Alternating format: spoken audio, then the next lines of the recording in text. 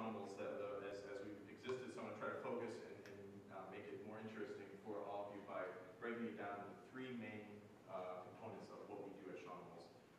That's handmade, which of course is what you can expect. It's limited edition products.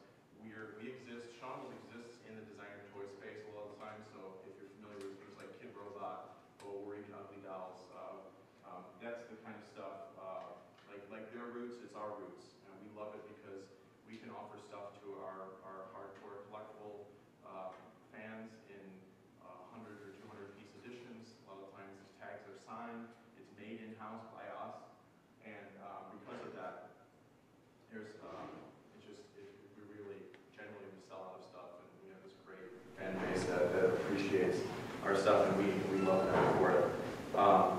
It gives us a lot of control, obviously, too. In the same way that we're on client, we're making stuff by hand in our space with the materials that you purchase.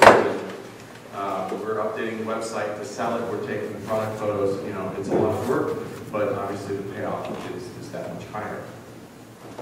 The other component of our business is stuff that we have manufactured. So we acknowledge, and this is something that's really, I'll talk about in more detail later, that the handmade stuff is great, and we can definitely, that can be a component of our business, but as the only thing that we do, it's simply not sustainable for a lot of reasons. It's very expensive from a labor standpoint, but more than that, just there's a lot of energy put into it. So the manufactured goods, and that is good stuff that we have manufactured overseas by a factory. We made the decision, you know, it's a very different thing. We're very clear about it being different to our loyal fan base, but it's also necessary. We're able to get our products out into more stores that way and keep up with demand, because otherwise there may not be anything for people to purchase. And then the final and relatively new thing is the licensing side of what we do. We've done a lot of different kinds of designer toy licensed products in the past. We've even dabbled with a couple things like a comic book, but the Nintendo DS game is obviously the biggest that we've worked on, and it is Ninja Town. It's out, available now. It's been out for actually over a year now, and that's been huge for us, needless to say. And licensing is a great way for us. It's very different than the other two components of our business, because it's a way for us to dabble in the mainstream, especially with something like this that has such reach, while not really spending any of our money to do it. And also, it just really elevates our brands overall and makes people think we're much bigger than we are, which is a good thing.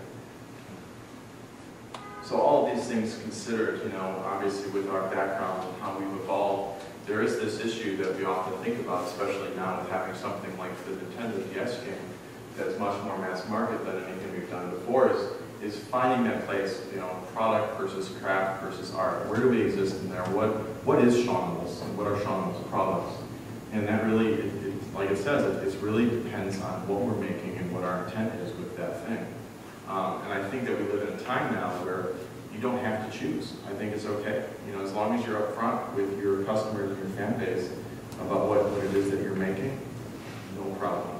You know, if you try to trick them into thinking that something that's manufactured is special, they're probably going to call you out on it, especially now with social networking sites. And then where you would be without a customer and without a fan. So I'm going to jump back into the handmade now and give you a little bit more specific information of those early days. So I can't stress enough, and we all know this now, that the web as a tool for marketing, just for having your stuff available to everyone 24/7 is a very powerful thing. And it was no different for us. This particular website version, this is from 2003, so I should mention that our new website, I think, is slightly more updated, not quite as pixely. But having our stuff online was, it really just totally elevated Shawnimals to this thing where people thought, again, like the DS game did for us more recently, people automatically assume, like, oh wow, this company, they have a website, they have a customer service email address, they have these products available for purchase, and we had this PayPal shopping cart, which at the time was pretty novel. And you know, there weren't things like Twitter and Facebook, obviously, so just having a website was a pretty big deal for us, and it did wonders for the spread of all that word of mouth that was generated in those early days. And back then, everything was by hand, and for better or worse, nothing was made with patterns. So relatively misshapen, kind of endearing, highly collectible at this point. Some of these are I haven't seen, and since we sent them out in the mail. The only one is the one I really want to mention is the guy in upper right, which is the very first Shawnimals made by hand by myself in my college apartment. Floppy cat monkey.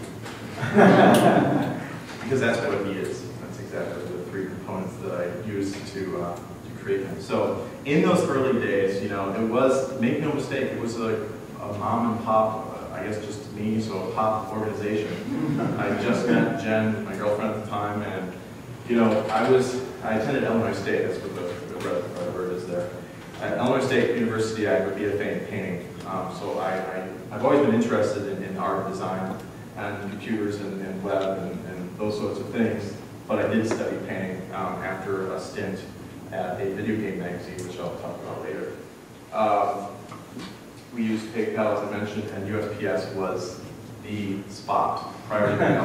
It was amazing. I can't talk enough good praises about the priority mail service, although USPS as a company is kind of terrible. So this is really what, this is the power of word of mouth, is that we had no, we didn't even have a business model, let alone a marketing scheme. So we were fortunate to have friends and friends of friends purchasing our stuff, and it kind of went out into the world from there. Daily Candy, how many people know about Daily Candy? Okay, a few. So it's in the early days, especially back then, it was really pretty new.